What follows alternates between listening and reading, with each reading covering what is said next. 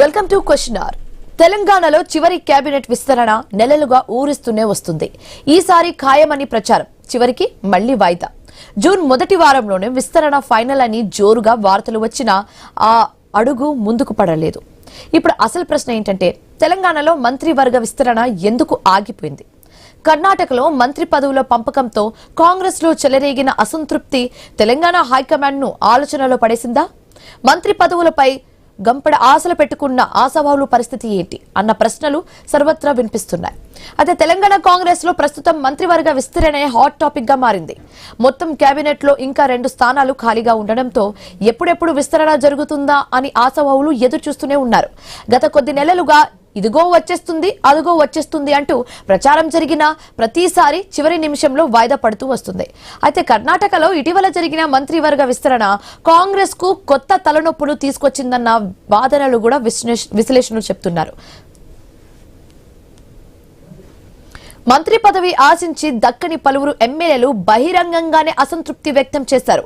కొందరు రాజీనామా హెచ్చరికలు చేయగా, మరికొందరు పార్టీ నాయకత్వంపైనే అసహనం వ్యక్తం చేశారు.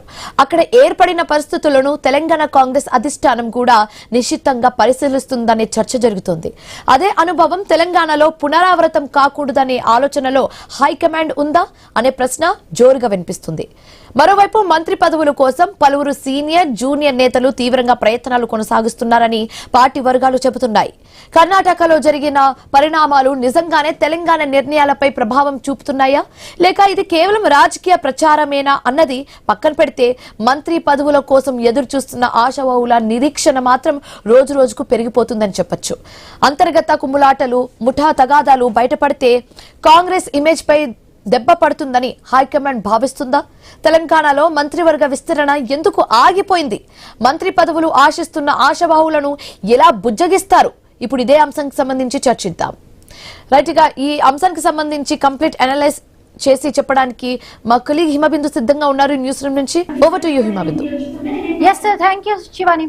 అంటే తెలంగాణ కాంగ్రెస్ లో గత కొంతకాలంగా నాంచుతున్న మంత్రివర్గ విస్తరణ ప్రక్రియ విషయంలో అధిష్టానం, హైకమాండ్, కాంగ్రెస్ హైకమాండ్ చాలా వ్యూహాత్మకంగా అడుగులు వేస్తుందనే చెప్పుకోవాలి. వెయిట్ అండ్ వాచ్ పద్ధతిని అయితే కూడా ముఖ్యంగా ఇక్కడ అవలంబిస్తుందన్నట్టుగా కూడా మనకు అర్థమవుతుంది. ఇప్పుడు ప్రస్తుతం ముఖ్యంగా తెలంగాణ కాంగ్రెస్ లో, తెలంగాణ కేబినెట్ లో ఒకటే హాట్ టాపిక్. ఎప్పటి నుంచో కూడా మంత్రివర్గ విస్తరణకి సంబంధించి కూడా ఇదిగో జరుగుతుంది, అదిగో జరుగుతుంది అంటూ కూడా చాలా వరకు కథనాలు వచ్చాయి.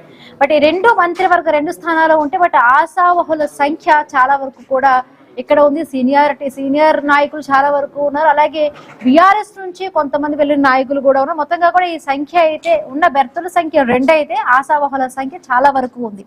అయితే విస్తరణ కోసం ఇప్పటికే ఢిల్లీ చుట్టూ అటు డిప్యూటీ సీఎం వీళ్ళందరూ, సీనియర్ నాయకులు అందరూ కూడా హైకమాండ్ దగ్గరికి చాలా సార్లు వెళ్ళినా కూడా ఈ ఆశావహులకైతే గట్టి బ్రేక్ వేసిందనే మనం ఇక్కడ చెప్పుకోవాలి. మొన్న కర్ణాటక కాంగ్రెస్ లో కూడా ఏదైతే కూడా కొంత జరిగిన పరిణామాలు అవంతా కూడా తెలంగాణలో కూడా ఎఫెక్ట్ పడతాయనే ఉద్దేశంతో కూడా తెలంగాణ కాంగ్రెస్ ఇక్కడ దీనికి సంబంధించి చాలా ఆచితూచి అడుగులు వేస్తున్న పరిస్థితి. బట్ అది కూడా అంటే రాజకీయ వర్గాల్లో మరొక చర్చకు దారితీసింది. బట్ ఇప్పుడు అంటే కొంతమంది, ఇప్పుడు ఒకవేళ ఫర్ సపోజ్ కొంతమందికి ఒకరు ఇద్దరికి ఆ విధంగా మంత్రి పదవులు ఇచ్చినా మిగతా వాళ్ళ అసంతృప్తిని వ్యక్తం చేయడం, కర్ణాటకలో ఏ విధమైతే రాజీనామాలు చేస్తామనేది ఒకటి తీసుకొచ్చి, బట్ ఇక్కడ కూడా అలాంటి సిచ్యువేషన్ నెలకొంటుందేమో అని దీంతో కూడా వెయిట్ అండ్ వాచ్ పద్ధతిలో కూడా చాలా నిశ్చితంగా కూడా పరిశీలించి అడుగులు వేస్తున్న పరిస్థితి.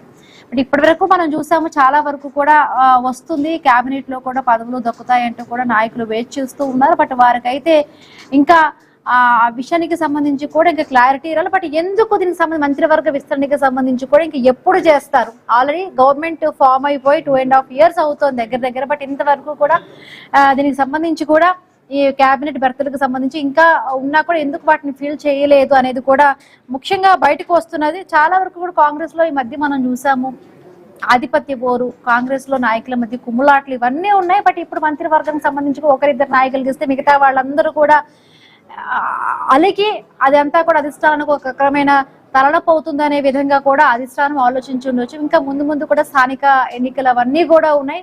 ఆ నేపథ్యంలో కూడా అది ఎంత ఎఫెక్ట్ పడుతుందనే విధంగా కూడా చాలా వరకు ఆచితూచి అడుగులు వేస్తున్న పరిస్థితి. బట్ ఏదైతే కూడా కర్ణాటక కాంగ్రెస్ లో ఏదైతే అనుభవం అయిందో అది ఇక్కడ తెలంగాణ కాంగ్రెస్ లో పునరావృతం కాకుండా చాలా జాగ్రత్తగా చర్యలు తీసుకుంటుందని మనం ఇక్కడ అర్థం చేసుకోవచ్చు. రైట్, మన తెలంగాణ బ్యూరో చీఫ్ కిరణ్ మనకి జాయిన్ అయ్యారు లైవ్ లో. Good afternoon Kiran. సో ఎట్లా అర్థం చేసుకోవాలి, ఎప్పటి నుంచో కూడా తెలంగాణ కేబినెట్ విస్తరణకి సంబంధించి కూడా జూన్ లో అయిపోతాయి, ఇప్పటి వరకు కూడా సీఎం డిప్యూటీ సీఎం వీళ్ళందరూ కూడా ఢిల్లీ వెళ్లారు, ఢిల్లీలో కేబినెట్ చుట్టూ తిరిగినా కూడా అయిపోతుంది ఇదిగో అది కానీ, బట్ కేబినెట్ లో మంత్రి పదవులకు సంబంధించి 2 ఖాళీలు ఉంటే ఆశావహుల సంఖ్య చాలా వరకు కూడా ఉంది. బట్ ఇప్పట్లో మన రీసెంట్ గా జరిగిన కర్ణాటక కాంగ్రెస్ లో జరిగిన పరిణామాలు బట్టి కూడా ఇప్పట్లో తెలంగాణ విస్తరణ అనేది కూడా జరగడం ఇప్పట్లో కాదంటారా? ఎట్లా ఉండబోయే సిచ్యువేషన్ ఉంది? శివబిందు, తెలంగాణలో కాంగ్రెస్ ప్రభుత్వం ఏర్పడి 2.5 సంవత్సరాలు దాటింది. ఇంకా పూర్తి స్థాయి కేబినెట్ విస్తరణ జరగలేదు. ఇప్పటికీ విద్యాశాఖ, హోంశాఖ వంటి పెద్ద పెద్ద కీలక శాఖలన్నీ కూడా ముఖ్యమంత్రి చేతుల్లోనే ఉన్నాయి. పెద్ద పెద్ద క్రైమ్ జరిగినప్పుడు విద్యాశాఖ సంబంధించినటువంటి అనేక ఆరోపణలు వచ్చినప్పుడు మాత్రం అభాండాల మొత్తం కూడా ముఖ్యమంత్రి రేవంత్ రెడ్డి మీదనే చేస్తా ఉన్నటువంటి పరిస్థితులు కూడా చూస్తా ఉన్నాం. అంటే సరైనటువంటి హోంమంత్రి లేకపోవడం, ఇక్కడ విద్యాశాఖ మంత్రి లేకపోవడమే ఈ పరిస్థితి కారణమైనటువంటి అంశాలు చాలా సార్లు తెరపైకి తీసుకొచ్చినటువంటి పరిస్థితులు కూడా మనం చూసాం. కానీ ఇప్పటి వరకు కూడా 2.5 సంవత్సరాలు దాటినప్పటికీ కూడా ఇంకా పూర్తి స్థాయి కేబినెట్ విస్తరణ జరగకపోవడంపై కూడా ఆశావాహులంతా కూడా ఆందోళనతో ఉన్నటువంటి పరిస్థితులు మనం చూస్తా ఉన్నాం.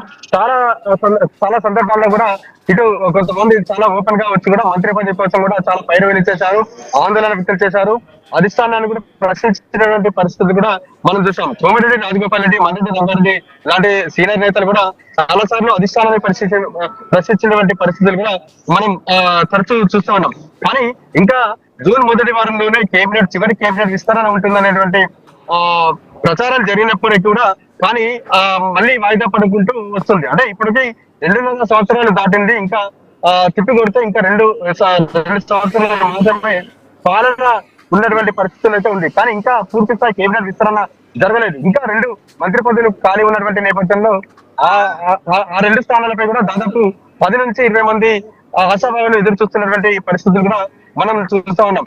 ఇటు సామాజిక ఆర్థిక ఈక్వేషన్స్ తో పాటు సీనియారిటీని కూడా బేర్ చేసుకొని కూడా ఇటువంటి ఈక్వేషన్స్ కూడా అధిష్టానాన్ని ముందు పెడుతున్నటువంటి పరిస్థితులు మనం చూస్తూ ఉన్నాం. ఇటు రెడ్డి సామాజిక వర్గానికి కావచ్చు, ఓసీ సామాజిక వర్గానికి సంబంధించి కూడా మల్లెడ్డి రంగారెడ్డి, అదేవిధంగా కోమటిరెడ్డి రాజగోపాల్ రెడ్డి, పరిగి ఎమ్మెల్యే రామ్మోహన్ రెడ్డితో పాటు ప్రేమ్ సాగర్ లాంటి సీనియర్ నేతలు చాలా హోప్స్ పెట్టుకుని ఉన్నటువంటి పరిస్థితులు కూడా మనం చూస్తున్నాం.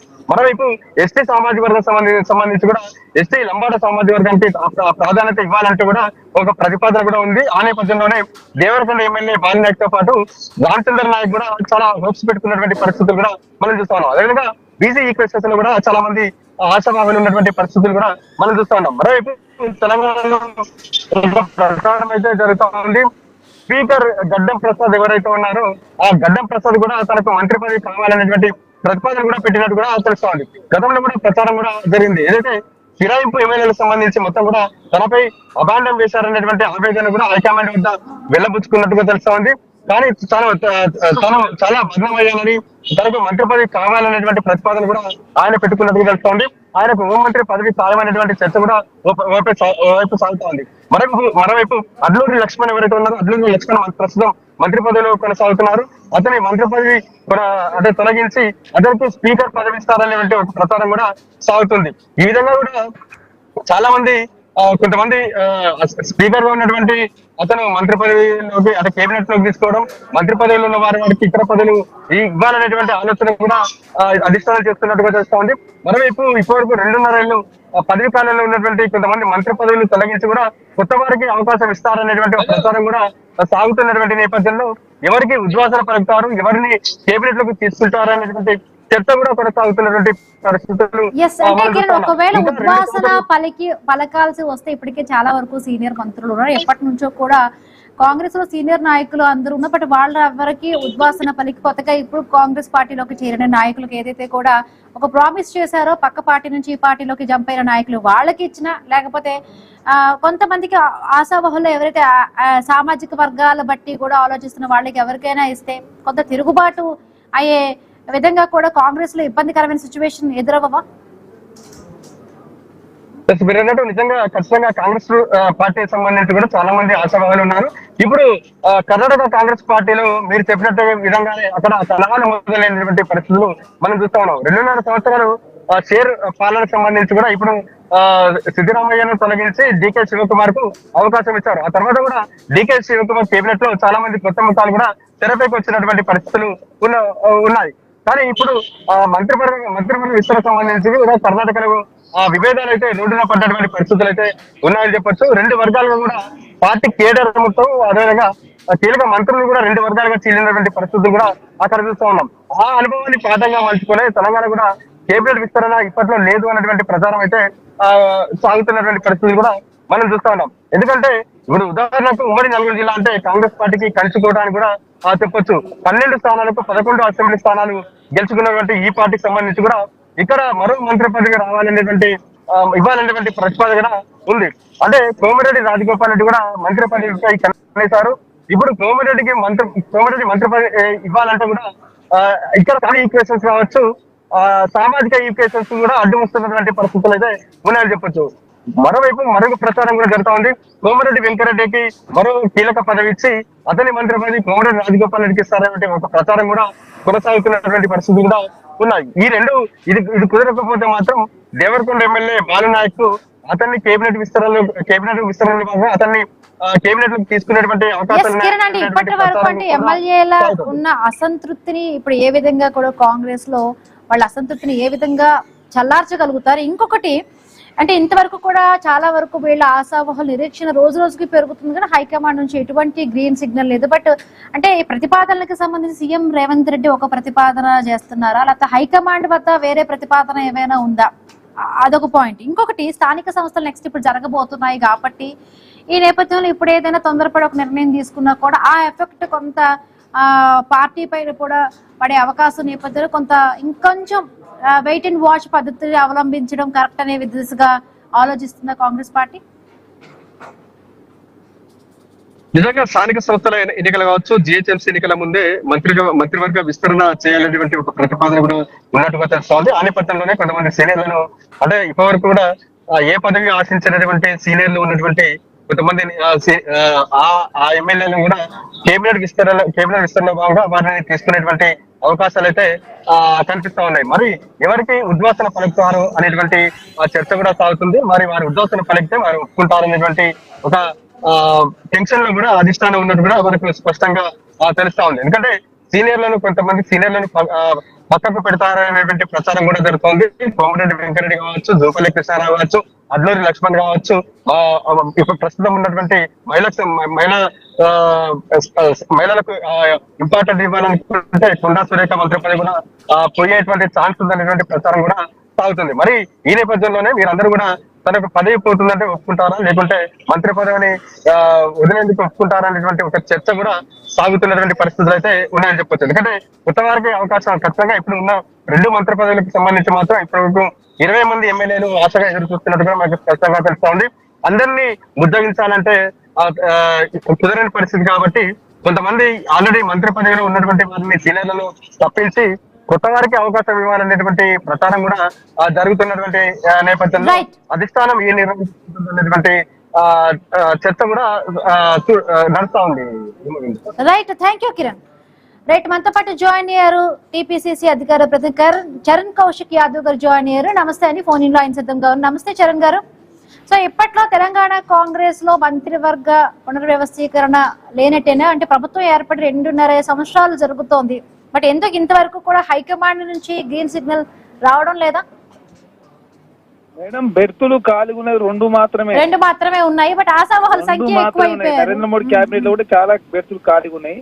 కేసీఆర్ ప్రభుత్వం కూడా లాస్ట్ వరకు మంత్రివర్గంలో క్యాబినెట్ లో ఖాళీ ఉన్నమాట వాస్తవం.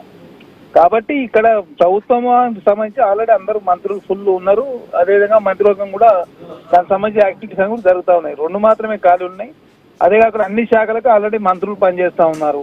కాబట్టి ఇప్పుడు అది నింపాల్సిన అవసరం అయితే ప్రస్తుతానికి అయితే అంత ఎమర్జెన్సీ అయితే లేదు. సరే, ఎప్పుడు ఏ నిర్ణయం తీసుకోవాలని చెప్పేసి అధిష్టానం చూసుకుంటది. దాని గురించి అంత పెద్ద ఎత్తున చర్చ పెట్టాల్సిన సందర్భం కాదు. అదే కాకుండా దాని విషయంలో పెద్ద ప్రభుత్వంలో ఉన్నటువంటి ప్రభుత్వంలో ఉన్నటువంటి ముఖ్యమంత్రి గారు కావచ్చు. చాలా వరకు అంటే మీ ప్రభుత్వంలో ఉన్న చాలా వరకు ఆశావహులు వాళ్ళందరూ కూడా నిరాశకు గురవుతున్నారు. ఎన్నిసార్లు కూడా మేము ఢిల్లీ చుట్టూ కూడా ప్రదక్షిణ చేసినా కూడా ఎక్కడ ఢిల్లీ నుంచి కానీ ఏ సిగ్నల్స్ రావడం లేదు. సీఎం వెళ్తున్నారు, డిప్యూటీ సీఎం వెళ్తున్నారు, ఏదో ఒకటి అంటే జూన్ లో కూడా అన్నారు మంత్రివర్గ విస్తరణకు సంబంధించి ఏదో ఒకటి ఒక న్యూస్ వస్తుంది అనుకున్నారు. బట్ ఈసారి కూడా వాళ్ళు నిరాశకి గురైనట్టుగా కూడా తెలుస్తోంది.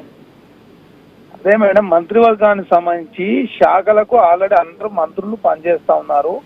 ముఖ్యమంత్రి గారు వారు హోంశాఖ మంత్రిగా, విద్యాశాఖ మంత్రి రెండు విద్యాశాఖ మంత్రి వారు విధులు కొనసాగిస్తా ఉన్నారు. ఉన్నాయి ఓన్లీ 2 మాత్రమే. అదే కాకుండా ఇక్కడ ఎప్పుడు నిర్ణయం తీసుకోవాలి, ఏ విధంగా ముందు పోవాలని ముఖ్యమంత్రి గారు ఉన్నటువంటి అది విచక్షణ అధికారాలు. ముఖ్యమంత్రి గారు ఎవరిని క్యాబినెట్ తీసుకోవాలా, ఎప్పుడు క్యాబినెట్ విస్తరణ చేసుకోవాలా అనేది ముఖ్యమంత్రి గారికి ఉన్నటువంటి వారికి ఉన్నటువంటి విచక్షణ అధికారాలు. దానిలో భాగంగా స్థానిక సంస్థల ఎన్నికలు, జిహెచ్ఎంసీ ఎన్నికలు రాబోతున్నాయి కాబట్టి దానికన్నా ముందే ఉంటుందా లేకపోతే అంతవరకు కూడా వెయిట్ అండ్ వాచ్ పద్ధతులు? ఎందుకంటే కర్ణాటక కాంగ్రెస్ లో ఈ మధ్య జరిగిన పరిణామాలు బట్ ఆ ఎఫెక్ట్ తెలంగాణలో పడకుండా కూడా జాగ్రత్తగా ఏమైనా అట్లా వ్యూహాత్మకంగా ఏమైనా ఆలోచిస్తున్నారా? తుఫాన్ లాంటి కర్ణాటకలో కూడా ఫస్ట్ క్యాబినెట్ విస్తరినప్పుడు కూడా రామలింగారెడ్డి గారు లాంటి వాళ్ళు మాకు సరైనటువంటి క్యాబినెట్ రాలేదని చెప్పి రాజీనామా చేసిన తర్వాత సర్దుకున్న పరిస్థితి మనం చూసినాం. ఇవన్నీ వ్యూహాత్మక రాజీనామాలు కావచ్చు, వ్యూహాత్మకంగా కొంతమంది అసమ్మతి వెల్లడించి కావచ్చు జరుగుతూ ఉంటాయి. అది టీకాపులో తుఫాన్ లాంటి కర్ణాటకలో ఆ సమస్య కూడా సమస్య పరిష్కారం లభిస్తుంది. తెలంగాణలో అట్లాంటి పరిస్థితి ఏం లేదు, 2 మాత్రమే ఖాళీలు ఉన్నాయి. అదే కాకుండా చాలా చక్కగా తెలంగాణ రాష్ట్రంలో ఏ ఎలక్షన్లు వచ్చినా కాంగ్రెస్ పార్టీ గెలుస్తా ఉంది. దానిలో బాగా కాంగ్రెస్ ప్రభుత్వం ముందుకు పోతా ఉంది. కాబట్టి ఇక్కడ ఇప్పుడు మంత్రివర్గం ఉన్నటువంటి 2 బెర్తులు క్యాబినెట్ విస్తరణ చేస్తేనే ప్రభుత్వం నడుస్తున్న పరిస్థితి లేదు. కాబట్టి ఇప్పుడైతే ప్రభుత్వంలో ప్రస్తుత పరిస్థితి చూస్తూ ఉంటే మాత్రం క్యాబినెట్ విస్తరణ ఇప్పడం లేనట్టుగా చాలా స్పష్టంగా కనపడతా ఉంది. కాబట్టి అదే కాకుండా శాఖలన్నీ కూడా ఆల్రెడీ మంత్రుల దగ్గర ఒక్కొక్క మంత్రి దగ్గర ఈ 2-3 శాఖలు ఉన్నాయి కూడా అంతా పనిచేస్తా ఉన్నారు. సమిష్టి నాయకత్వంలో కాంగ్రెస్ ప్రభుత్వం ముందుకు పోతా ఉంది. కర్ణాటక పరిస్థితి వేరు, తెలంగాణ పరిస్థితి వేరు. కర్ణాటక పరిస్థితి కూడా సర్దుమణిగే అవకాశం చాలా స్పష్టంగా ఉంది. అతి త్వరలో దాన్ని కూడా పురుషాపడబోతాం.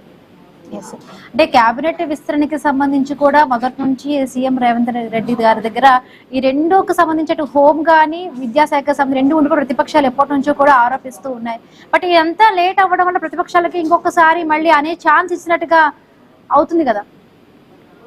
ప్రతిపక్షాలకు సంబంధించి ప్రతిదాన్ని విమర్శిస్తారు. ఇప్పుడు ప్రతిపక్షాలు ప్రతి అంశాన్ని ఏది కూడా ఇప్పుడు స్వాగతించింది బీఆర్ఎస్ పార్టీ తెలంగాణ రాష్ట్రంలో. అసలు ప్రతిపక్ష నాయకుడే అసెంబ్లీ రాకుండా ఫామ్ హౌస్ లో కూర్చున్న పరిస్థితి మనం చూస్తా ఉన్నాం. ప్రతిపక్ష నాయకుడు ఎప్పుడు అసెంబ్లీ సమావేశాలు వచ్చినా ప్రజా సమస్యలమే మాట్లాడాలి. ప్రజా సమస్యలు మాట్లాడే పరిస్థితిలోనే తెలంగాణ రాష్ట్ర ప్రతిపక్షం లేనప్పుడు ప్రతిపక్ష నాయకులు మాట్లాడితే ఏంది, మాట్లాడకపోతే ఏంటి? తెలంగాణ రాష్ట్రంలో ప్రజా ప్రభుత్వం ప్రజా సమస్యలు ఎప్పటికప్పుడు పరిశీలించే ప్రయత్నంలో ప్రభుత్వం ముందుకు పోతూ సమిష్టి నాయకత్వంలో కాంగ్రెస్ పార్టీ ప్రభుత్వం ముందుకు పోతా ఉంది. దానిలో భాగంగా చాలా మంది అడ్వైజర్ కూడా కాంగ్రెస్ పార్టీకి ఉన్నారు. క్యాబినెట్ లో ఉన్నది 2 మాత్రమే ఖాళీలు ఉన్నాయి. మిగతా కూడా ఆల్రెడీ ఫిల్ చేశారు. కాబట్టి తెలంగాణ రాష్ట్రంలో ఇప్పుడు ఆ క్యాబినెట్ విస్తరణ జరగకపోతే ప్రభుత్వం ఆగిపోయే పరిస్థితి లేదు. కర్ణాటక పరిస్థితి వేరు, తెలంగాణ రాష్ట్రంలో పరిస్థితి వేరు. కర్ణాటకలో కూడా ఆ సమస్య పరిష్కారం అతి త్వరలో 2-3 రోజుల్లో పరిష్కారం లభించబోతా ఉంది. మొదటి క్యాబినెట్ డికే శివకుమార్ అయినప్పుడు కూడా కొంత అసమ్మతి వచ్చిన మాట వాస్తవం. తర్వాత అది సర్దుకున్న పరిస్థితి మనం చూసినాం. కాబట్టి అన్ని సమస్యల పరిష్కారం లభిస్తుంది ఖచ్చితంగా తెలంగాణ రాష్ట్రంలో కాంగ్రెస్ ప్రభుత్వం. అదే కాకుండా ముఖ్యమంత్రి గారు ఎప్పుడు క్యాబినెట్ విస్తరణ చేయాలి, అధిష్టానంతో మాట్లాడిన తర్వాత వారి నిర్ణయం ప్రకారం మాత్రమే అదేవిధంగా అధిష్టానం కూడా ముఖ్యమంత్రి గారు విచక్షణ అధికారులు కరెక్ట్. అయితే రేవంత్ రెడ్డి గారి ప్రతిపాదనలు, హైకమాండ్ యొక్క ప్రతిపాదనలు అంటే 2 వేరువేరుగా ఉన్నాయి అనుకోవాలా ఎట్లా? అంటే ఈయన ఆల్రెడీ ఏమైనా చెప్పారంటారా? ఏంటి మేడం, ఏం చెప్పారు అంటే ఎవరికి ఇవ్వాలి ఏంటి అనేది దిశగా కూడా ఏమైనా మాటలు ఆ పరంగా కూడా ఇప్పటికే చాలా సార్లు కూడా వెళ్ళారు, మీడియాలో కూడా వచ్చాయి. అంటే జూన్ లో ఈ వీక్ లో కూడా జరగబోతుంది అన్నట్టుగా కూడా అన్నారు. చాలా స్పష్టంగా చీఫ్ విప్ పదవి కావచ్చు, తర్వాత డిప్యూటీ స్పీకర్ కావచ్చు, తర్వాత ఏదైతే క్యాబినెట్ మంత్రులు కావచ్చు, కాంగ్రెస్ పార్టీ సంబంధించి వర్కింగ్ ప్రెసిడెంట్ కావచ్చు, ఇవన్నీ కూడా కొన్ని లింక్ అయి ఉంటాయి. ఇవన్నీ పార్టీలో ఉన్న పదవులను కూడా ఈ నెలలో పూర్తి చేయాలి. ప్రభుత్వానికి సంబంధించిన పదవులను నెక్స్ట్ మంత్ లో పూర్తి చేయాలని చెప్పి మననే కోఆర్డినేషన్ కమిటీలో నిర్ధారణకు వచ్చినట్టుగా చాలా స్పష్టంగా అర్థమవుతా ఉంది. కాబట్టి ఇప్పుడు ఈ నెలలో అయితే ఎట్టి పరిస్థితుల్లో ప్రభుత్వ పదవులు ఇచ్చే అవకాశం లేదు. కాబట్టి ఈ నెలలో పార్టీ పదవులు, నెక్స్ట్ మంత్ లో ప్రభుత్వ పదవులు ఇచ్చే అవకాశం ఉంది. Yes. అంటే స్థానిక సంస్థల ఎన్నికల వరకు అయితే ఇప్పటి వరకు అయితే మాత్రం మంత్రివర్గ విస్తరణలకి ఛాన్స్ లేదంటారు. ఎన్నికలు ఎప్పుడనేది ఇంకా నిర్ణయానికి రాలేదు. మ్మ్. అదే కాకుండా ఇవంతా వర్షాలు పడతా ఉన్నాయి కాబట్టి వర్షాకాలం అయిపోయిన తర్వాత స్థానిక ఎన్నికలు కావచ్చు, మున్సిపల్ ఎలక్షన్ కావచ్చు, ఇంకా ఆ సందర్భంగా రకరకాల నిర్ణయాలు తీసుకుంటారు. రైట్ అండి. ఫైనల్లీ మరి ఆశావహులకి దక్కే చివరి ఛాన్స్ ఇంకా ఉంటదంటారా చరణ్ కౌశిక్ గారు?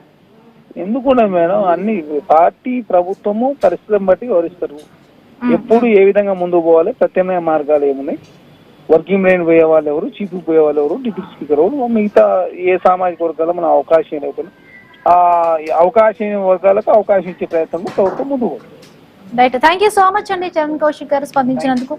సో చూడాలి, ఇప్పట్లో అయితే కూడా మంత్రివర్గ విస్తరణకు సంబంధించి కూడా ఎటువంటి మార్పులు ఉండవంటూ కూడా చెబుతున్న సంకేతం. బట్ కర్ణాటకలో జరిగిన పరిణామాల బట్టి బట్ కొంత వ్యూహాత్మకంగా కూడా ఇక్కడ తెలంగాణ కాంగ్రెస్ లో అధిష్టానం అడుగులు వేస్తున్నట్టుగా తెలుస్తోంది. ఇది ఇవాల్టి question hour. Keep watching iNews. మీతోని మీ వెంటనే.